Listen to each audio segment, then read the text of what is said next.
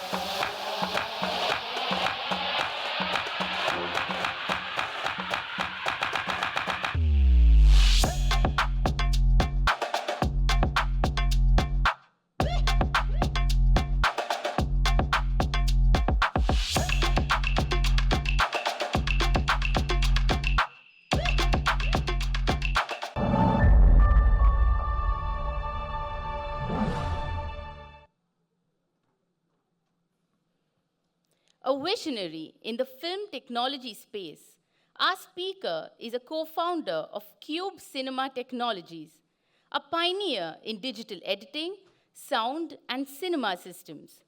With multiple patents and membership in the Academy of Motion Picture Arts and Sciences. Please welcome Mr. Senthil Kumar.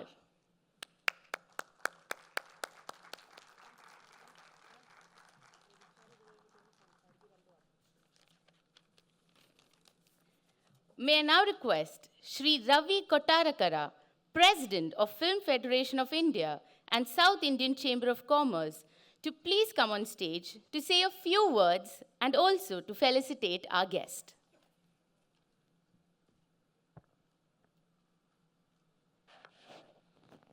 Good afternoon. My dear children, good afternoon.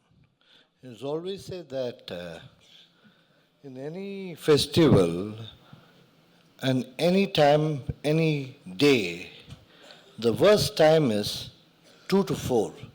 It's the time when we are awake, but our eyelids remain closed. So, sorry, we're having this program during that time. It's the most hard, difficult time for anybody. But rather, I should tell 2 more things, and I don't want to take more of your time. Sir, we all know that we started this festival at Goa in 2003, and from 2004 we are here. So that's what we have been doing. We brought master classes. We introduced a lot of knowledge in this knowledge series and trying to educate ourselves, not educate only the audience, but we also educate ourselves. Now coming to this young lad here, why I have got the right to speak about him is, we are classmates. We studied in the same school, Don Bosco, Chennai. Okay, we studied. Only thing is, we are up to a lot of pranks. Only thing is, he was 3 years ahead of me. And when you said, who's Senthil Kumar, you may ask a question. Every film you watch in your theater, in your village, in your town, everything, that credit goes to this character called Senthil Kumar. For that, you have to give him a big hand. When we had prints, we had only prints, we watched films, and once the films, after 3 months, had full of scratches, and we could not view a print, we could not hear a sound perfectly, and we were running, that every 1 year, we had to put an additional print. He is a person who pioneered in digital projection. He is a pioneer in that.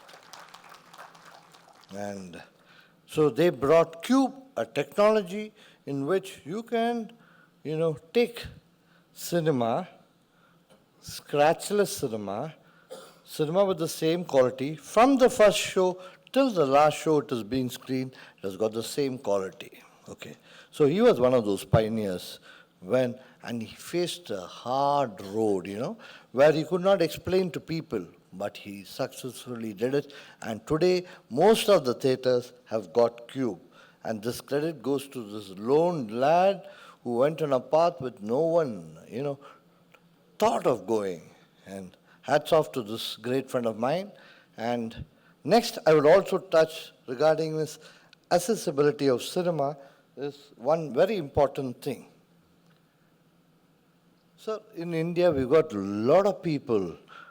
If I'm wrong, ma'am, my dear children who are sitting there, whether we can call it as physically abled or, those words are there, which I may be wrong, I pardon, I request your pardon, but physical, visually handicapped or people who are not able to hear. In my own family, I've got my cousin is not able to hear, my cousin brother is not able to hear. So there's a lot of issues in every family. Have they not a right to watch films? Have they not have a right to enter into a cinema theater? If a person is not able to walk, as he does not have a right to enter a cinema theater? Every single individual in India has got a right. For that, we thank the government of India to bring up this beautiful system to ensure that all people who are visually handicapped, hearing impaired, or even physically disabled, or I don't know what is the right word, but especially able, or whatever it is. Everyone has got a right to enter and watch cinema. So that has been done, So that, thanks to the great effort by the Government of India, followed by the Ministry of Information Broadcasting, and this is taken perfectly ahead by the National Film Development Corporation, and they've done this. It's a beautiful effort, great effort, and for which, two things on which my dear Senthil is going to speak about: how to bring everyone and watch cinema sitting on the same platform. So kindly, we would like to appreciate him for his great effort. Kindly give him a big hand, please.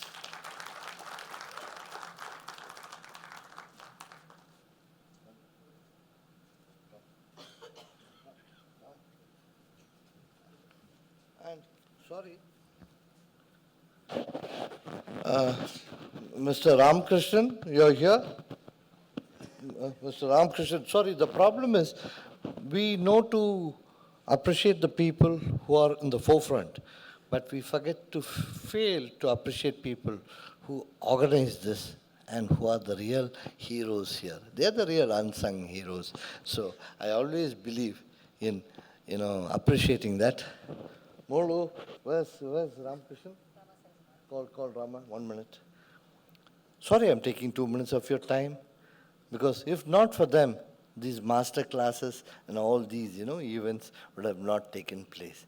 So, my dear Ramakrishnan, you're here because he represents NFDC, the National Film Development Corporation, which was started in 1973, called Film Finance Corporation, later rechristened to National Film Development Corporation in 1976, and which spearheaded the bond between the Indian film industry and film producers. Yeah, is Rama here? Yeah. Just give a big hand for this person, because he is one man who worked tirelessly. And where's my other child? Call her. This girl organized all the master classes here, and along with the elite team of people, they worked hard and gave all this master. You had, I think the money was here. You had Rahul Ravel, and you had all those talented Gautam. Next you're going to have, I think so, A. Raman is coming here. And all this, these are all done by them. So it is not us, it is them. We should thank them. So once again, thank my dear children for organizing all this.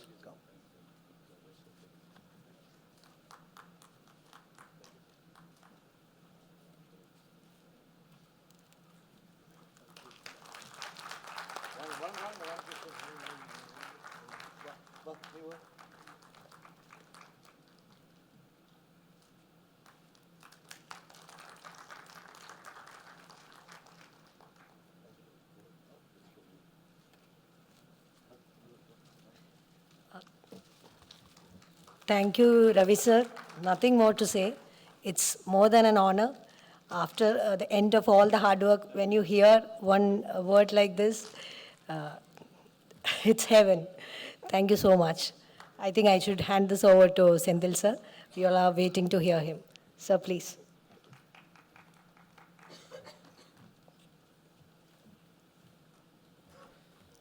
Good afternoon, everyone, and thank you for that lovely introduction to Mr. Ravi Kotarakara. And I have a lot of ground to cover today, and it's a topic that is somewhat complicated as well. So I was wondering if it's okay for people to ask questions as and when you have those doubts, because it might be harder to wait till the end of the presentation. So do raise your hands if you have any questions along the way. First of all good afternoon sir. Sir मेरा एक ही question है, मैं अपना introduction सब नहीं दूंगी, time waste नहीं करेंगे. Can I speak in Hindi? My Hindi is not great. Okay, in speaking in English. Okay sir, so my English is not better than like you. मेरा question, I have a question कि in Cube Cinema through in all every theaters I have loaded films through Cube like your 4K Sira Sira and film go in cinema theaters. But in some festivals, जो remarkably famous festival है, उसमें Cube Wire app के through film जाता है. Okay, तो my film is screening in Canada through Cube Wire app, और I have uploaded from home, not taking any help through exhibitor or distributor. तो Canada programmer festival is mailed me कि he guide me, and I have installed every applications on my laptop, and then I send the my film DCP in Canada screen. So is that possible in future कि I'm not dependent on film distributor or exhibitor, I'm in India or and all over world film will release through CubeWire app? Is that possible? It's possible, but the distributors also play an important role in deciding which theaters it will make sense, and also sometimes funding the marketing and knowing the audience. So yes, it's possible for some people to distribute themselves and deliver directly, like self-publishing in the book industry. But generally, there is a good role for distributors, and they are also an important part of our ecosystem. Sorry, since there's a lot to cover, I'll carry on with this. So accessibility is an extremely important area, and I too have personal experience with a cousin who had a hearing impairment, and I've always been acutely aware that this is something that we should do. As a company at Cube, we've been trying to help with accessibility over the last 10 years or so, along with the Ability Foundation. And I'm really happy that we've reached a stage now that it looks imminent that the technology will spread all over the country. And soon, I hope it'll be that every show and every theater will have both all forms of accessibility there.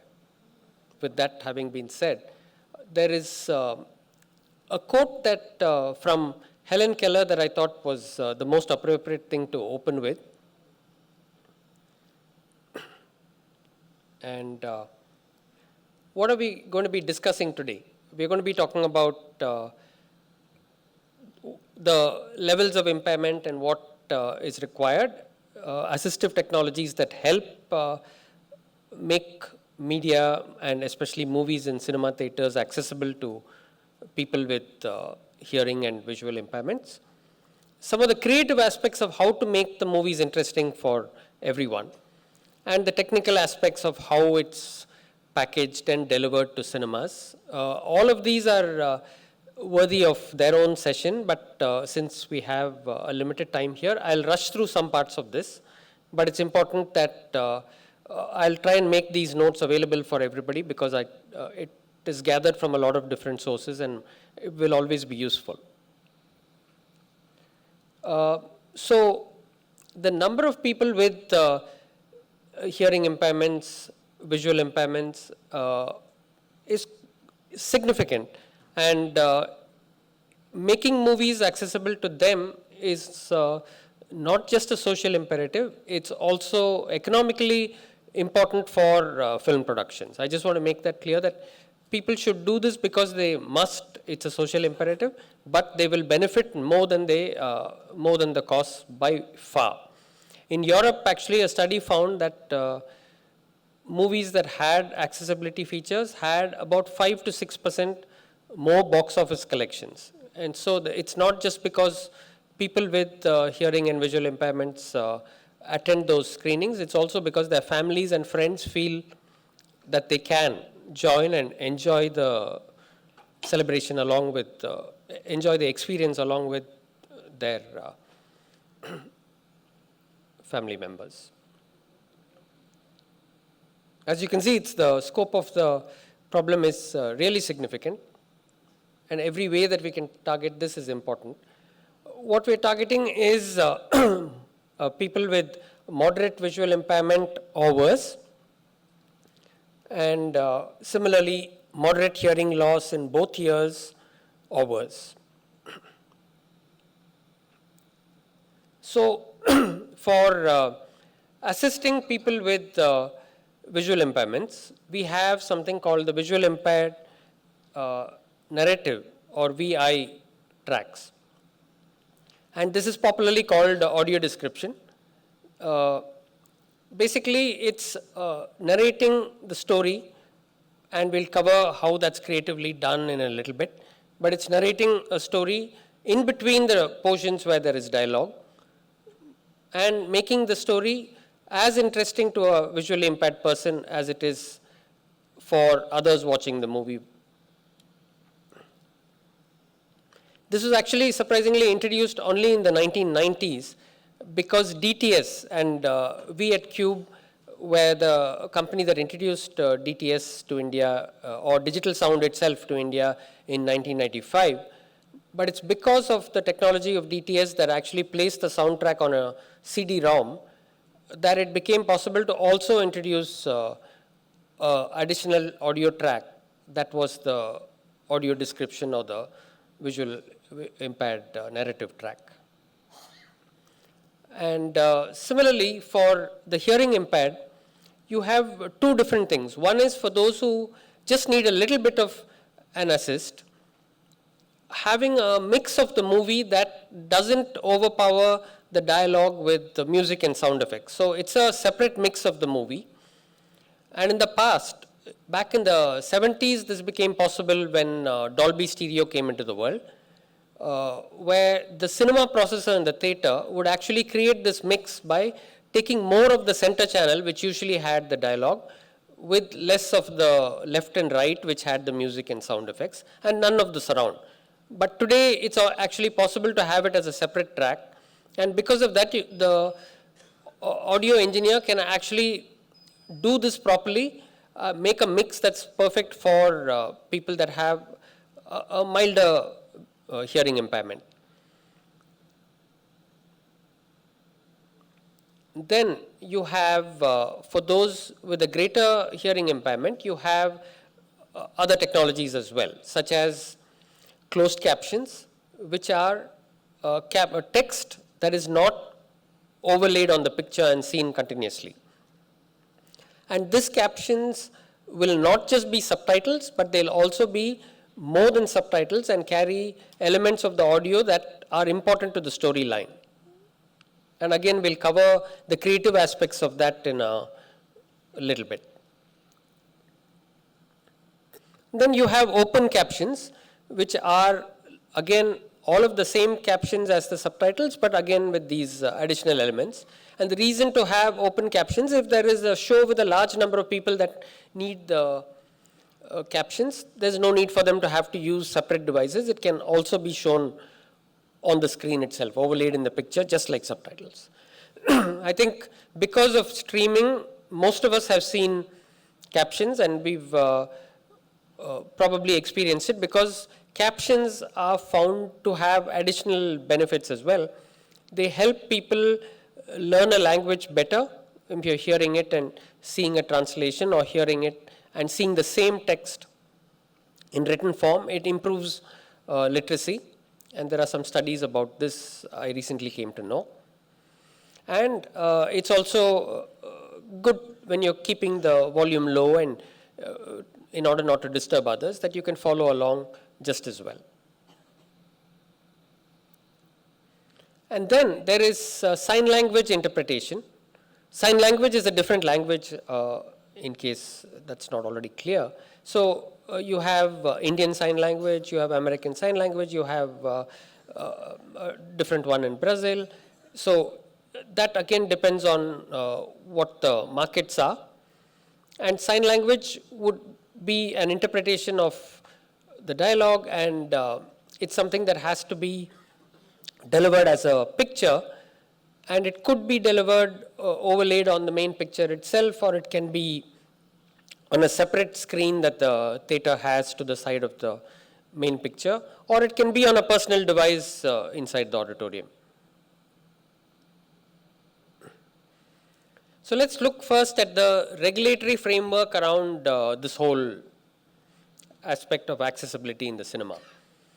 All of the accessibility and assistance for disability comes from the UN CRPD, which was in 2008, and India has framed a law that adopts many of these aspects, and some of these aspects are to do with entertainment and how that needs to be delivered to people with accessibility needs. And in 2019, the government put out the standards for television. And in 2024, just in March, we had the accessibility regulations for cinema. And that's probably why this is the perfect time to talk about this subject and maybe talk about what the implementation schedules are as well for all of us. So as per these regulations, the digital cinema package, which is the digital package that contains every part of the movie, needs to have the accessibility features as well. So that's a very important thing, because that's what you're going to certify as your movie's final version that's approved to play to general audiences within India. And I'm sure this regulation will carry on into other countries that have stringent guidelines for certifying movies, such as the Middle East countries, Southeast Asia, the UK, etc., Canada. Now, the equipment that should be used or can be used is also specified in these regulations. There's a number of options. They pretty much cover the gamut, but there's also a catch-all of any other systems that can be used, can support accessibility. We'll talk about some of these things later. We are not going to be talking about one thing, which is the mirror captions, which was an earlier innovation where you had an LED display behind the audience and a mirror image of the text would be displayed on this. And anybody who needed closed captions would use a reflective surface that would catch the reflection from behind, and because that was reversed, you'd be able to read the reflection. But all of the other, that technology has kind of disappeared because it's been supplanted by many better things and easier things that are possible to implement today. With that, we have closed captioning with smart glasses. We have closed captioning below the screen on special displays, and you have earphones for audio description on dedicated devices, as well as, of course, mobile apps. The regulations do cover independent cloud-based mobile apps, and we'll cover the pros and cons of these later.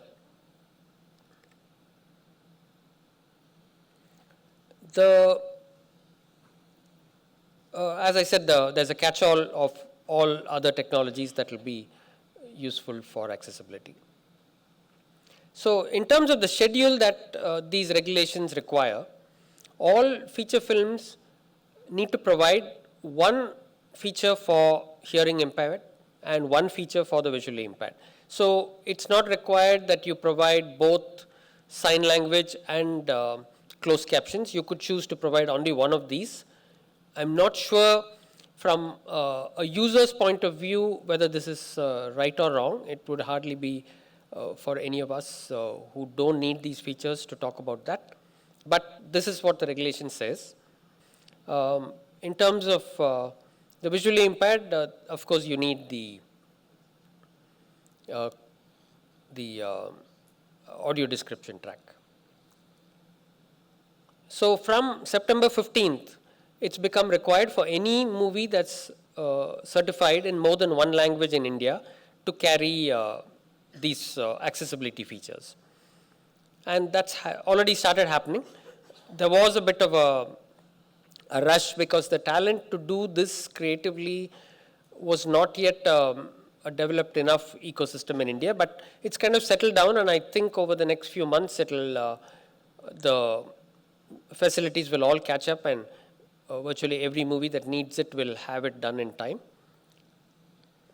Feature films that are submitted to national awards and to IFFI itself and any other festivals organized by the ministry will need this anyway, not just multilingual films.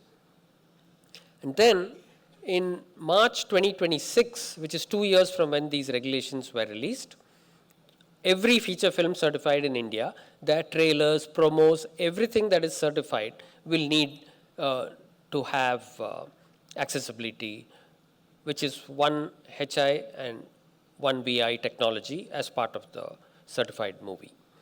And again, remember, all these need to be in the DCP first. Actually, it's a pretty easy to achieve schedule, and I sincerely hope that we all from the industry beat these targets very quickly. In terms of theatres, again, there are 2 years from when the regulations were released. So again, till March 15th of 2026, for all theatres to be equipped with facilities for the audience to use HIVI tracks. And the quantity is also specified as 2 to 5 seats per 200 seats. I think this will also be very easy to beat, and perhaps we do need to do more than this.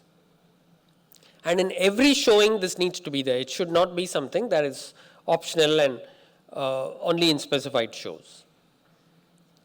And of course, when there is demand, special screenings with accessible features in the open, so open captions and maybe open audio descriptions as well. And exhibitors are to develop a self-regulating mechanism to make sure that this is what happens in the real world. Because as you know, it's not easy for this to be policed by the government. And I think a committee has been specified for this already. The guidelines have also covered what's needed in the captions as well as in the other technologies. And actually the regulations specify what's needed in captions pretty well. So I thought I'll include a summary of those. Captions obviously need to be accurate, so they must match what's said on screen. It's not an interpretation, it's not a subtitle, and it should also convey what's important in the soundtrack. And the captions must be synchronized. They shouldn't happen at different times and at a speed that viewers can read. And of course, it's important that captions go from the start to the end of the program. So there are no shortcuts, and people can't just do this because it's for the sake of meeting the regulation. And the CBFC is authorized to ensure that this is done before their certification. Of course, the standard things of spelling and grammar must be correct. And the positioning is also specified that the caption should not block important visual content on the screen and must not run off the edges of the screen, so they are still readable. And some guidelines on italics and underlining, etc. And color, being in white text on a black background. So I have a little sample clip with captions just for those who have not seen it. I hope there are not many of those, but इसमें नहीं पढ़ना चाहिए था। कौन हो तुम? और अनीश कहाँ है? मैंने तुम्हारी बातें सुन ली है। मुझे पता है तुम जानती हो अनीश कहाँ है।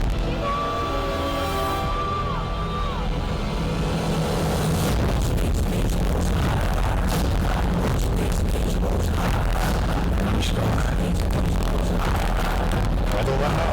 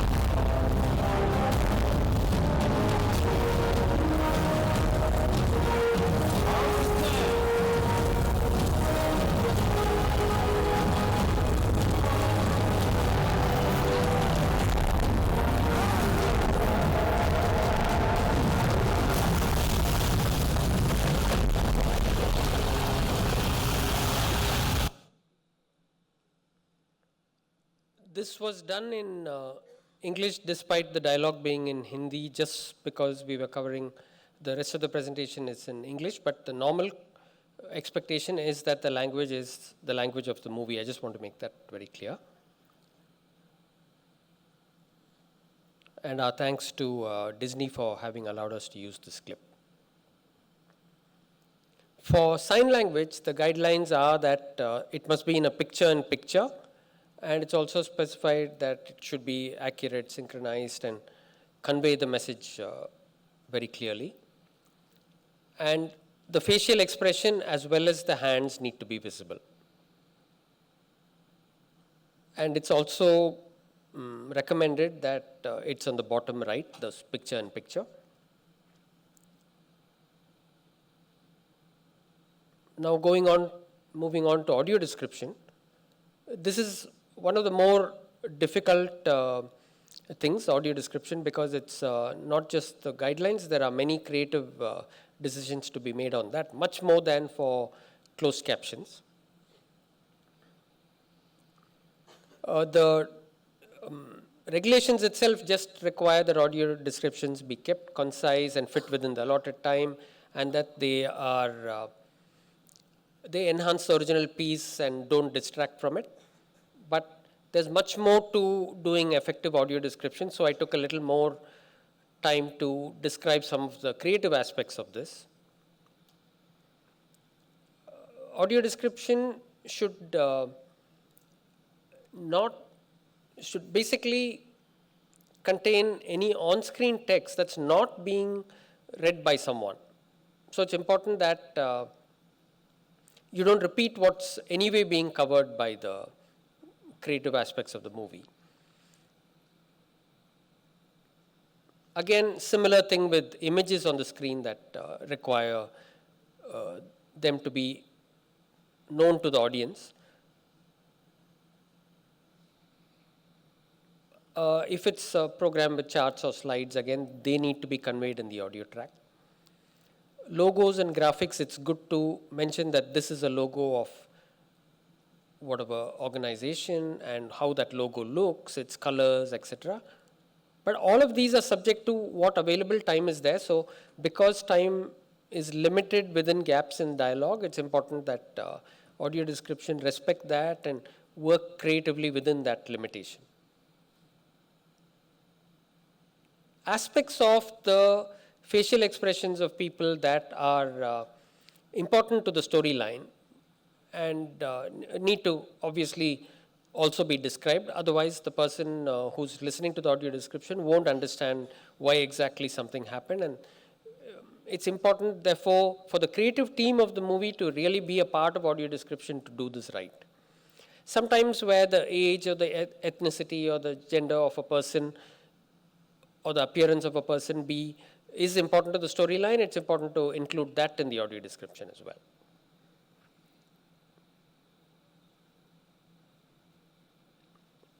Now, I've been repeating that it's important to strike a balance because you can just overpower every gap with descriptions, and that's not going to enhance the story for the person listening to it. It needs to be an exciting audio story, remember, for the person who's visually impaired. And you have to make it that when the music is important and it's not important to describe something, you let that mood also go on. So there's a balance between too little and too much, and that's why it's such an important creative part of a movie. Normally, about 10 to 15% of the movie, by a rule of thumb, is what is described. And unfortunately, yes, description does require a sighted person. It can't be done by a visually impaired person itself. But certainly, the quality check should preferably be done by a visually impaired person so that they can point out flaws that perhaps somebody who's sighted will miss. It's quite a time-consuming process, this whole thing. 30 to 60 minutes for every 5 minutes of program material. And like subtitling, it requires somebody skilled in the target language so that you fit things with the right words, you enhance the story. Concise yet as definitive as possible is really a key aspect of this.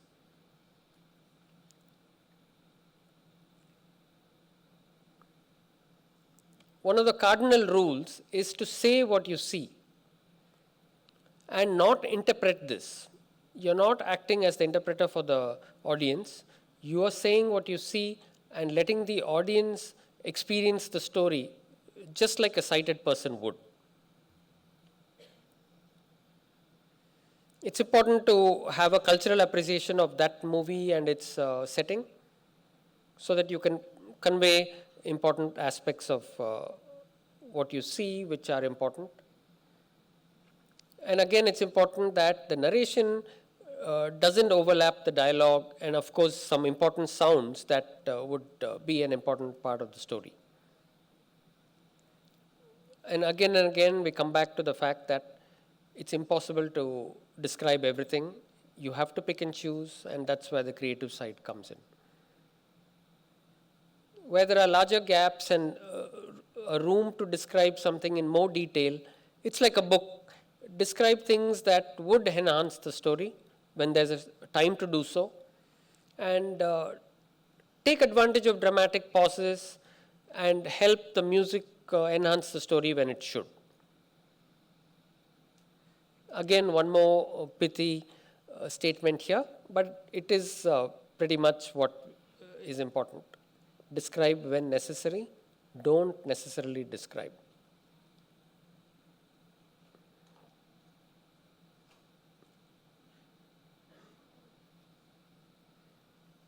So the two key roles in audio description when we look at the workflow are the writer and the narrator. And if they are both the same person, which they well can be, that person is called the audio describer.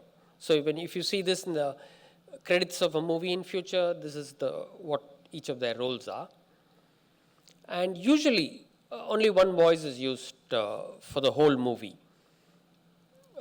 Though in rare circumstances where it makes sense creatively, it's perfectly fine to have different parts by different voices.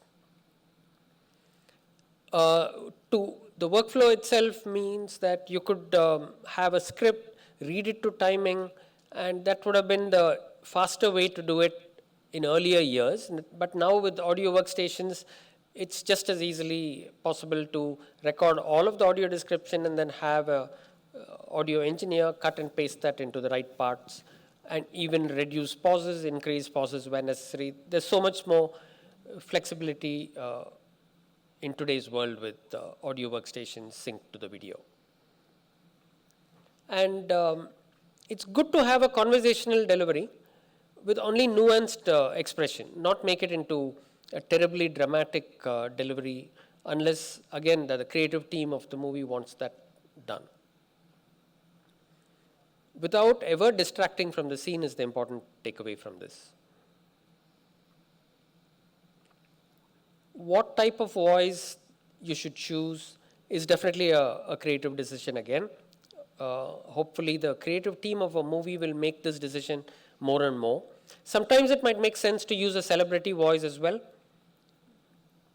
But again, if that's going to detract from the enjoyment of the rest of the movie, maybe not. Now, AI voices have become possible and have dramatically improved over the last 1 year, like everything in AI actually. So using AI voices is a very practical option today. I think the first thought for most people will be that, AI voices will sound robotic, but that's absolutely no longer the case.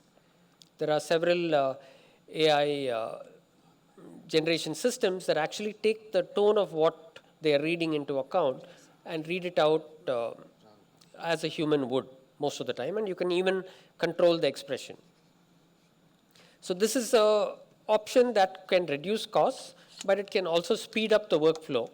And we all know that Indian movies work to a very, very tight deadline, especially towards the end. So this would be really welcome by productions. But we need to make sure that they are as good as a human can deliver. If not, it's definitely better to stick with human delivery. Now, it's also important to have the audio description level controlled so that it's the right level to manage the soundtrack of a movie. So in a soft part of the movie, maybe the audio description should be a little softer as well, and in loud parts, maybe it has to go up in volume. And the audio engineer should make those changes so that the person using the audio description in the theater doesn't have to keep pushing up and down the volume, because that's a very distracting thing, and that's an unfair ask of the person using the audio description. I have a couple of sample clips. First of all, I'm going to play something which is going to probably bore you a little bit. उच्च नगर वासियों जैसे दिखने का प्रयास करो.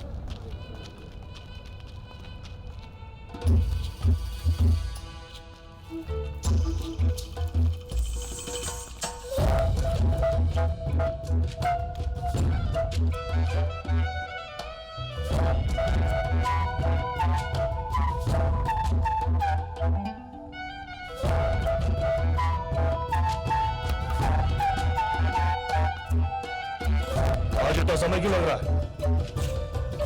ठीक.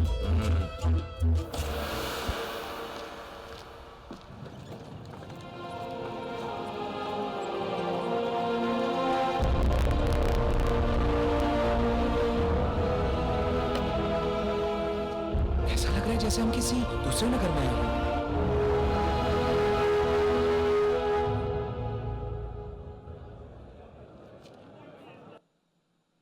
As I said, this was purposely done. This is the soundtrack of a movie without any audio description. So if you were listening to it and wondering what on earth is happening on the screen, you can imagine exactly how a visually impaired person would feel.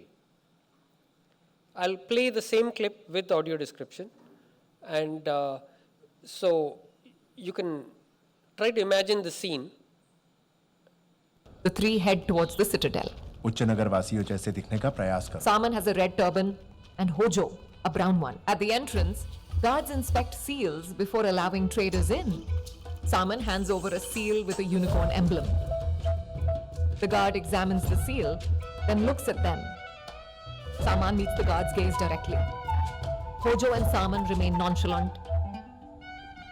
The guard signals to his companion to look at the seal. In a stern voice, Saman demands. आज इतना समय क्यों लग रहा है? The guards hesitate. ठीक. Saman, Hojo, and Lothar proceed into the citadel. They observe the grand two-story houses, the attire of the people, and the surroundings.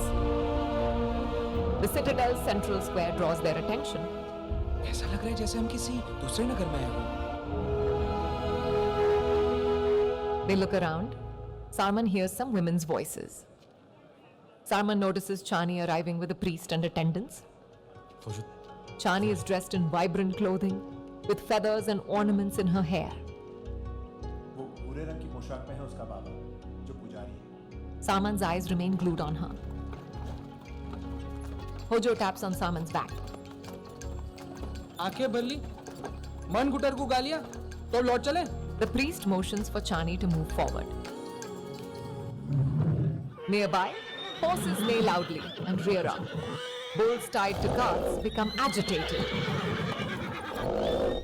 The horses break free and start running.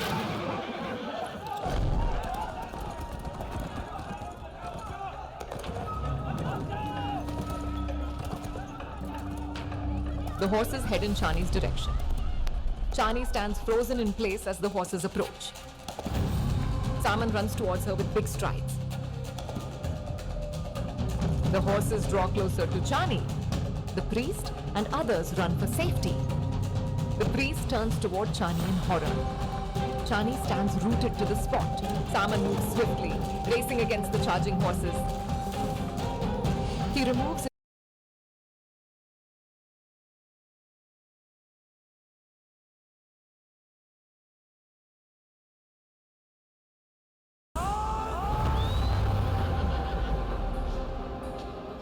Chani watches in astonishment.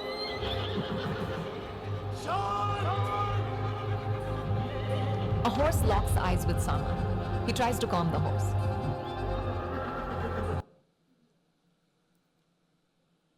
You've imagined the scene in your heads, and I'll actually now play the scene for you with the picture. Maybe it'll be the same, maybe it'll be different.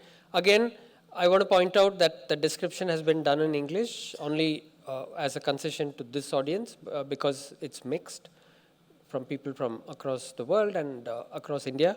But normally the audio description must be in the language of the movie. The three head towards the citadel. उच्च नगरवासियों जैसे दिखने का प्रयास करो. Saman has a red turban and Hojo, a brown one. At the entrance, guards inspect seals before allowing traders in. Saman hands over a seal with a unicorn emblem. The guard examines the seal, then looks at them. Saman meets the guard's gaze directly. Hojo and Saman remain nonchalant.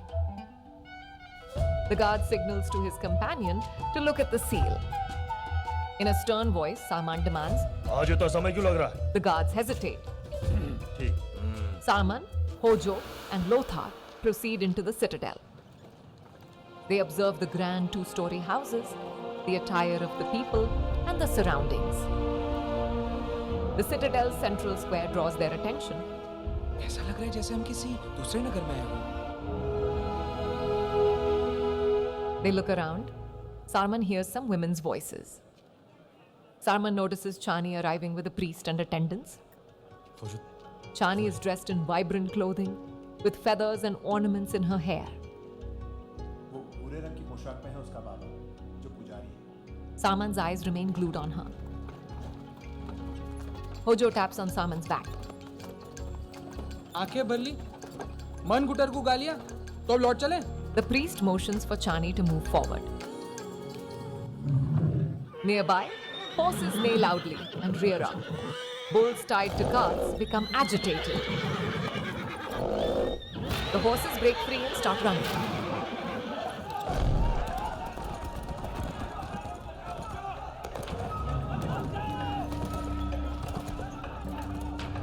The horses head in Chani's direction. Chani stands frozen in place as the horses approach. Saman runs towards her with big strides. The horses draw closer to Chani. The priest and others run for safety. The priest turns toward Chani in horror. Chani stands rooted to the spot. Saman moves swiftly, racing against the charging horses. He removes his turban and leaps between the horses and Chani. The horses rear up on their hind legs. Saman yells out to the horses.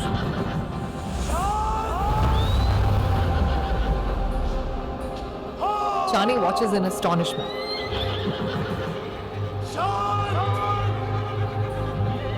A horse locks eyes with Saman. He tries to calm the horse.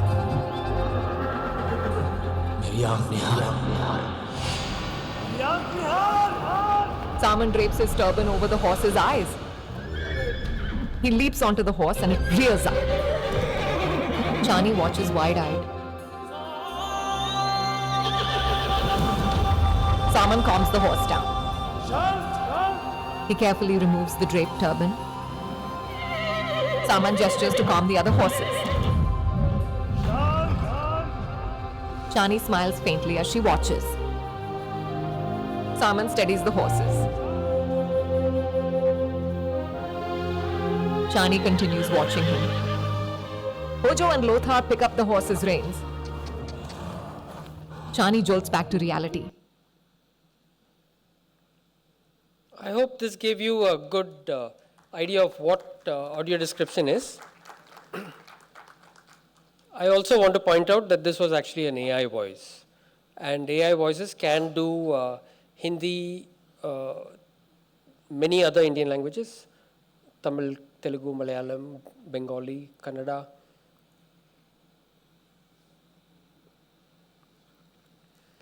Going on to the technical aspects of delivering audio description, we have, like we discussed earlier, the digital cinema package that needs to hold everything, and there are the Society of Motion Picture and Television Engineers SMPTE standards that have a recommended practice for this, and this is basically where audio description should be. On 7 and 8 channels, we have the hearing impaired and the visually impaired narrative tracks. And on channel 15, we have the sign language video, even though this is an audio track. And we'll talk about that in a moment. So in theaters, audio description and closed captioning systems could take two very different divergent paths. You have dedicated equipment in the theater that can deliver the AD and CC over IR, or that is infrared, or using radio waves. And personal devices that each user that requires one of these assistive aids to have as a personal device. Then you can have mobile apps that get this data from the cloud and synchronize to the theater using the theater's sound to pick up where in the movie you're playing and to play the synchronized track. And we'll again talk about these advantages and disadvantages. But fortunately, whatever the advantages and disadvantages, both these methods can completely coexist. One does not take away from the other at all. So when you have dedicated hardware in the theater, you have the digital cinema server that is actually the player that plays the movie, and the secure part of the player is called the media block, and it connects to the projector, shows that on the screen, connects to the audio system in the theater, and you hear the sound in the speakers. And you have, at the same time, an audio description transmitter that sends over the radio frequencies or infrared, the data to a personal AD receiver for the viewer, and the viewer is listening, or the patron who's listening to this on headphones. And similarly, you have the closed captioning, which goes to a personal closed captioning display that every patron that needs has. Now, you can replace in today's world, because all of us carry a mobile device that is actually a pretty powerful computer, we can replace these dedicated devices that were required in the past with a mobile app that will connect over Wi-Fi to the dedicated systems in the theater, and that way you can use your own mobile along with earphones for audio description and to use the screen of the device for the closed captions. So you have, as dedicated systems, the most popular ones. I've just listed something that is widely available and used in the world, but pretty expensive systems though, because each of these need to be bought for the number of people that are likely to use them. And as you saw in the regulations, you need 5 for every 200 seats. The captive view is for captions. Fidelio is for audio description. Pretty complicated hardware, but reliable stuff with rechargeable batteries in each. This is how it looks when you're using a captioning device in your cup holder in the theater. Then you have a very interesting technology that Sony brought out a few years ago. Unfortunately, it's a pretty expensive technology. It's a pair of glasses that will display the captions overlaid on the picture. So you can just wear it like glasses and watch the movie, and it'll always show to you where your eyes are looking, and you don't need to keep looking at the screen and looking at your little display in the cup holder. One of these apps is something that we ourselves have built, which is called Movie Buff Access. This app requires dedicated hardware in the theater, but will let you just use your own device to hear the audio description and soon the closed captions as well. Then you have the cloud-based apps. These take the audio that's heard in the theater over the theater speakers and use the microphone in the audio device, in the mobile device, to match exactly what's on the screen. So prior to this, the whole movie is audio fingerprinted by whatever lab is processing that movie and making the DCP. And so using this audio fingerprinting, the audio and the closed captions that are downloaded from the cloud are synchronized and again put out on earphones or shown on the mobile device's screen. So these are the two approaches. One of the apps which is popular internationally and has been used for a couple of Hollywood movies in India as well is called Greta. It can do closed captions, it can do audio description, it can also do sign language. Another app, which is an Indian app itself, is Excel Cinema, and I'm sure many of you have come across this. It can do closed captioning and audio description as well. So there are many considerations for cloud-based apps, and we've got to realize that there are advantages and disadvantages, which we'll cover in subsequent slides. The theater needs to provide an arm so that these devices are held in the cup holder. Obviously, that's not something that you can expect the patron to carry with them. Now, for mobile apps, it's not clear who pays and how much. The commercials of this whole thing are not widely discussed between the creative community, the production community, the distribution community, and the providers of these apps. So it's important that that conversation happens and the commercials of this are agreed upon. It's of course important for us to consider the stability of these companies that provide these services, because what if I take a DCP from 5 years, today's DCP, and 5 years from now I play it in a theater? Will these same apps still carry that audio? Maybe it's not as important in today's world because those movies are on streaming, But the advantage of digital cinema is that it's compatible across space and time.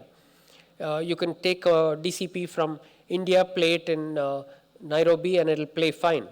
You can take a movie that was made in 2005 and play it 20 years from now, it'll play fine.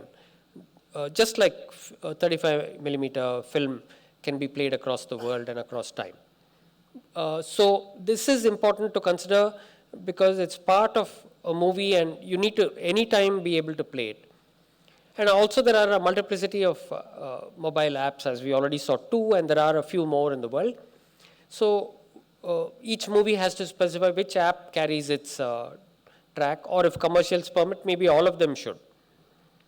Then customer support of these apps when things go wrong, how the user experiences and whether it's tailored to the visually impaired and the hearing impaired. And whether the audio over the speakerphone is disabled, because you don't want the audio to be loud enough that neighboring patrons in the cinema are able to hear it. It should ideally only work with headphones so that it's a personal experience. And then, of course, as a security measure for theaters, the question is whether the phone's camera is disabled, because usually if a phone is pulled out, we'll be able to, it will be a rare opportunity, but when that phone is being used for a legitimate purpose, it's important that the camera is disabled by the software.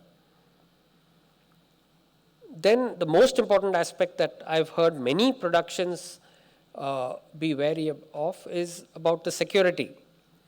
Because digital cinema packages have a very clear and defined security around them, and it's all open standard. So anybody who's interested in the security of a digital cinema package or digital cinema players can look at them, understand them, and know that by design they are impenetrable by today's technology.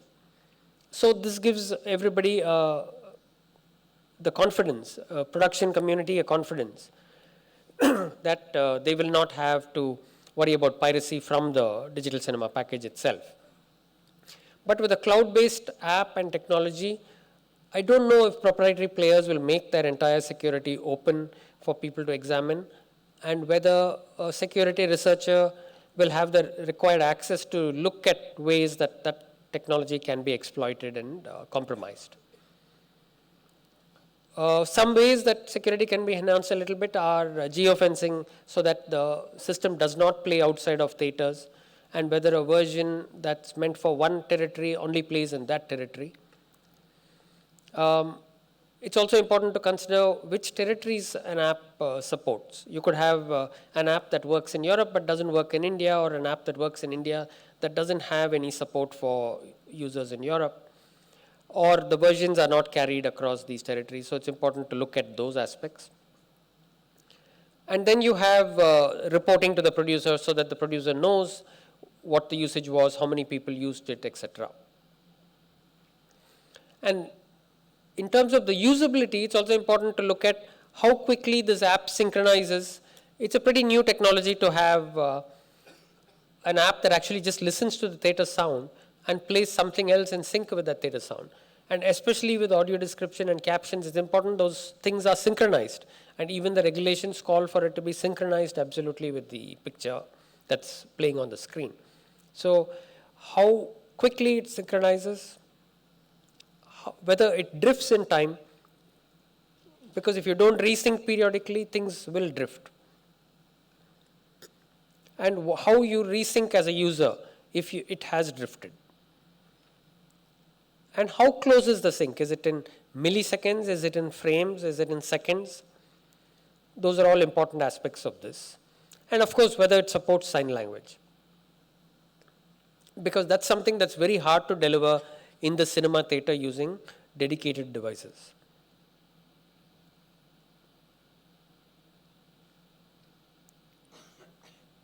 So let's look at the advantages and disadvantages of each approach. There's a capital expense for the exhibitor when installing a dedicated device in the theater. And so that's a disadvantage. You have only devices that are installed in theaters that can work there, obviously. So that's a disadvantage, that you need theaters to install devices. And obviously, theaters are going to carry a limited number of units because these are expensive. So if you have an unusual situation where more patrons than they expect require these devices, then theaters won't be able to satisfy demand with dedicated hardware, and that's definitely a big disadvantage. Then there's the maintenance aspect. Devices break, they need to be charged. So having a device doesn't mean anything if it's not charged and doesn't hold enough charge to run through our 3-hour long movies. Then you have the aspect that with dedicated devices, every movie will be able to be played in that theater and will have audio description and closed captioning. So that is a big advantage, that you don't have to question which app to use, etc. If you know a theater has a device, you know that you can get AD and CC in that theater. It's standards based, so that's a very big advantage as well. It's compatible across the world, across geography.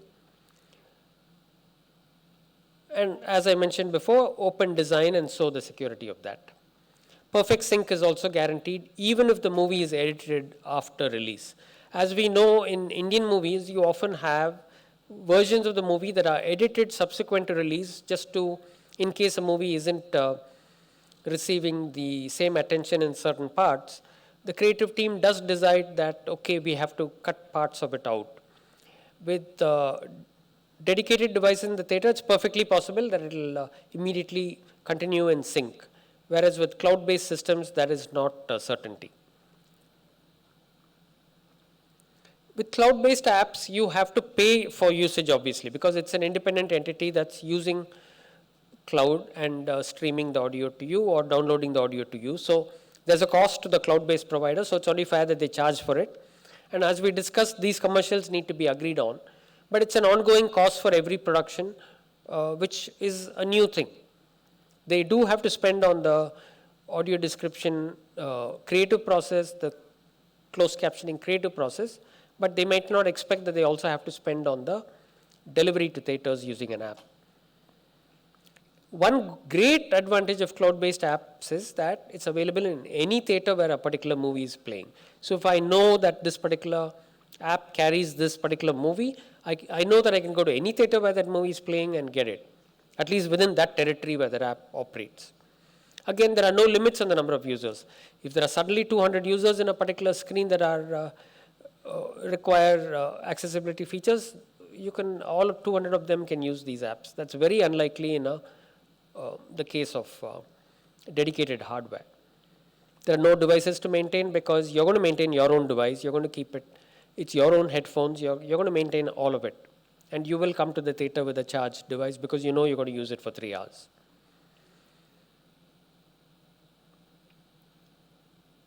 The one big pain about cloud-based apps is that there's no certainty at all that movies are going to be available in theaters. I mean, in those apps. So you'll have to check which app has it, whether any app has it. That's a pain. And each app uses proprietary technology, as we talked about. So again, security and usability are all going to be different. And the drift in sync is going to happen, and manual resyncs will be required. It's a bad user experience when that happens. Now let's look at what things change with a dedicated app with hardware in the theater. So a hybrid approach in this case. It's a much smaller capital expense for the theater because they don't have to supply the user end devices. They only have to supply something in the theater that delivers over Wi-Fi. It is still limited to theaters that install these devices, so that's a big disadvantage. But again, there won't be a hard limit on the number of users because many people could come with their own mobile phones and use it in the theater. There won't be any devices to maintain for the theater because end users are maintaining their own devices. Again, devices do need to be charged, but that's the user's responsibility and they'll definitely take care of it when they know they need it. So every DCP that carries these accessibility features, just as in the case of dedicated hardware, you know when you come to a theater that supports this app, you'll be able to hear any movie in that theater. You don't have to ask, is it going to carry accessibility features? It's all standards based and universally compatible across the world. That's a huge advantage. The security is again by open design, so you have all the advantages of the DCI specifications that makes security so good.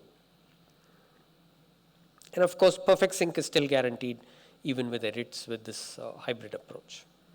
So in my own opinion, though it's a biased one because this was a discussion that we as a company had a couple of years ago before we developed this app. I still feel this hybrid approach is probably the best long-term approach, but I fully support that we should have mobile apps which are cloud-based doing it today so that accessibility is as wide as it can be, as soon as it can be. So let's look at the road to accessibility in theaters. There are some missing pieces here. You have the need for accessibility to be specified in marketing material so that you know that this movie carries AD and CC. It's true that all multilingual movies are required to carry it going forward, but it should not be something that you assume. It should now be in all marketing material. Similarly, there should be all the ticketing websites, ticketing apps carrying these features, these logos that make it clear that these features are available. And there needs to be a broad agreement between producers, distributors, and the cloud-based app providers about the commercials of this. That having been said, I think our laws are in place, the implementation rules are very clear. Actually, it's a very well done regulation. The timeline specified is more than fair for both the creative community and exhibitors. So I really feel, given that the costs are not at all high, that we as an industry should beat that timeline by a lot. With that, I want to say again that accessibility is not a feature, it's a social imperative, and it is economically something that will more than pay for itself for the production and distribution communities. That's all I have on this talk. I'm happy to take any questions. We have about 10 more minutes.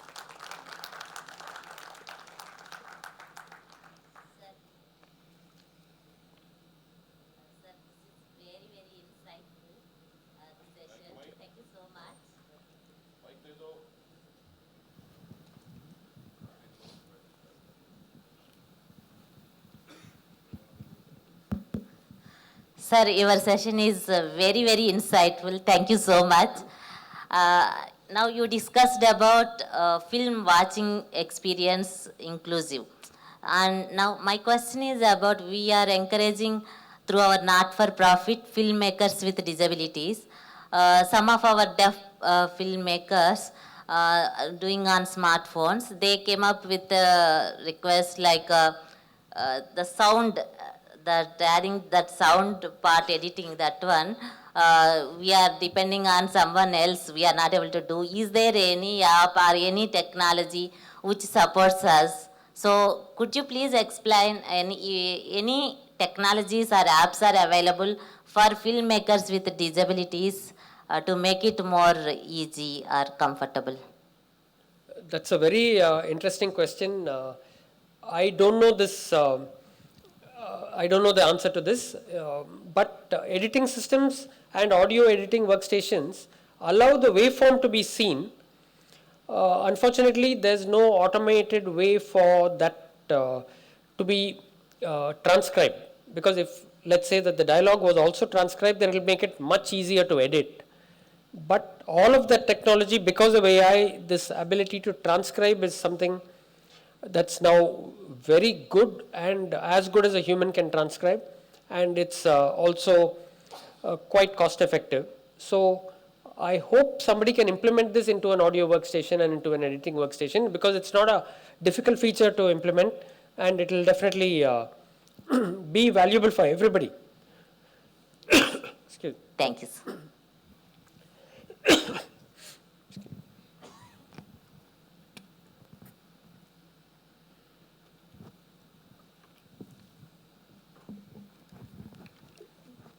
So closed captions and subtitles are already being, played in theaters. But most theaters do not, play these closed captions and subtitles. How are you going to ensure that every theater in the country will, play the audio description and have this facility in the first place? So one thing is that the regulation calls for every theatre to be equipped by March 26. So there's no doubt that it will happen before then. But right now, one way is that cloud-based apps can, as long as the movie is available on that app, it will let you have both audio description and closed captioning for a particular movie. Whichever theatre you go to, you'll still be able to have it. And that's the advantage of cloud-based apps. But theatres that install the audio description backend devices and the closed captioning backend devices will let you use dedicated systems. As time progresses, you'll have more and more theatres. What theatres are playing today is only the subtitles, and subtitles only tell you what's on the dialogue, and that too not in a comprehensive form. They only summarize in some cases as necessary because of the length. Almost no theatre plays the closed captions, which describe the various aspects of the sound like we saw. So those shows would be called open caption shows, where if there's a large number of people who want the feature, it will actually be superimposed as full-fledged captions, like how you can see on streaming services. But so we can be sure that in 2 years this will be a solved problem, but we have to push for it to happen sooner. So it may sound like a dumb question, but why would a visually impaired man have to come to the theater just to experience the cinema? He just need to experience the audio quality now, or any other aspect is there? So this is not at all a dumb question. It's a very good question, and the reason is also quite obvious. It's because of the social experience. Let's say that you have a family member or a friend who's visually impaired. They can very well just listen to it like a radio play and enjoy the audio description track of the movie. But if they go along with their family and friends, they can enjoy the experience just like the others are doing in a social environment like a theater, where the emotions of everybody around you influences whether you like or dislike a movie. You'll laugh when others laugh, you'll boo when it's boring, you'll clap when the hero comes into the scene. So all those aspects make you enjoy a movie so much more than just sitting and watching it by yourself. That's the real difference. It's the social aspect of a movie, and if we are talking about a world that's inclusive, we want everybody to be included in what we are doing. No, it's only but important to note that the audio description is only the description in the earphone. The rest of the movie sound, with all the Dolby Atmos or immersive audio that you're listening to, that full experience is still there for you. You're still hearing things around you, and the audio description alone is coming in your ear. Yes, I mean, you'll be wearing your own headset or using the theater's headset, but in both these cases, it will be something that lets the outside sound in. Yes, the main audio continues in the theater speakers.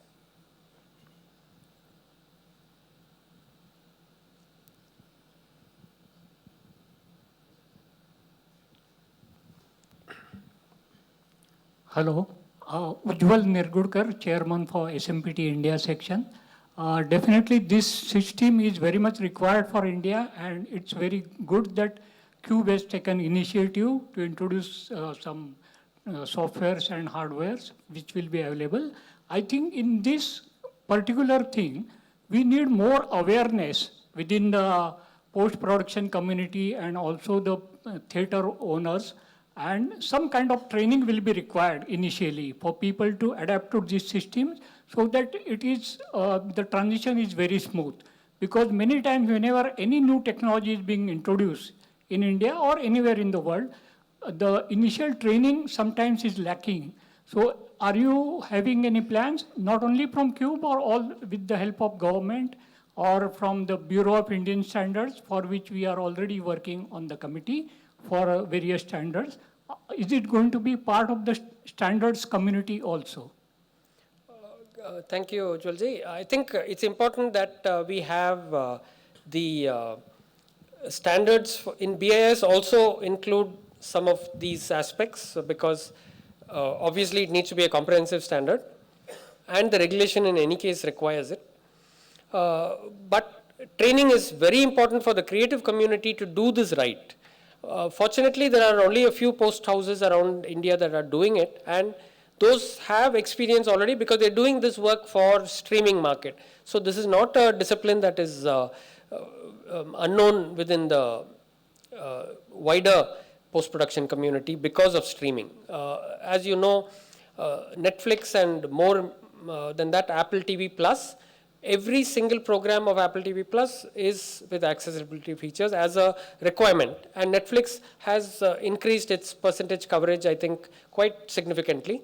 Same thing with Prime and Disney Hotstar. They have increased their coverage quite a lot. So I think with that going up, the post-production community, the creative community have had exposure. Though the creative community, because it's in streaming, they don't really get involved in the earlier stages like they should. But now that it's in cinemas, I'm 100% sure that the creative community will also get involved, and which means that they also need this training and a little bit of education on what's good to do and what's not good to do. But it's not a difficult set of rules as you saw. Hi. I think we have time for one more question. There's Hello, sir. Hi. yeah. Can you, I would like you to explain the ideal role of a filmmaker in taking this forward, like when he's approaching a subject, and his role to, like he has to approach an entity which is in the middle who can do all these things, or he'll have to take care of all the things that is happening till it reaches the consumer.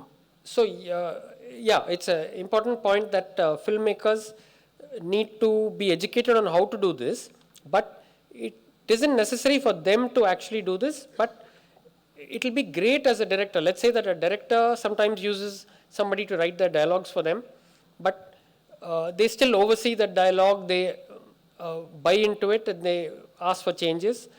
So they are creatively in control of that dialogue. Same way, the director definitely should be in creative control of both the closed captions as well as, or most importantly, the audio description. This is because that's also equally a creative part of the movie, and having made all the creative decisions and been the commander of the production, the director surely should also go into these aspects, but they'll be working with a team that understands that well. And so it will be a collaborative effort between the creative team and the actual people doing the work. Thank you. Thank you. I think we have one last question, and we are pretty much out of time after that. Sir, ये जो this accessibility is come under only Cube Cinema because already have Q4 has on cinema, KSK Sira has on cinema, and Cube Cinema has already on theaters. So this all accessibilities come under only Cube Cinema? No. Every provider can provide these systems. I was only making the talk, and while my background is in Cube Cinema, I'm presenting here as an industry person, not at all as a Cube Cinema person. Accessibility is for every theater, whatever provider they use, whatever equipment they use. This is universal for all? Universal across the country. So regulation also requires every theater in the country to have it by March 26. Okay. Thank you, sir. Okay. Thank you so much.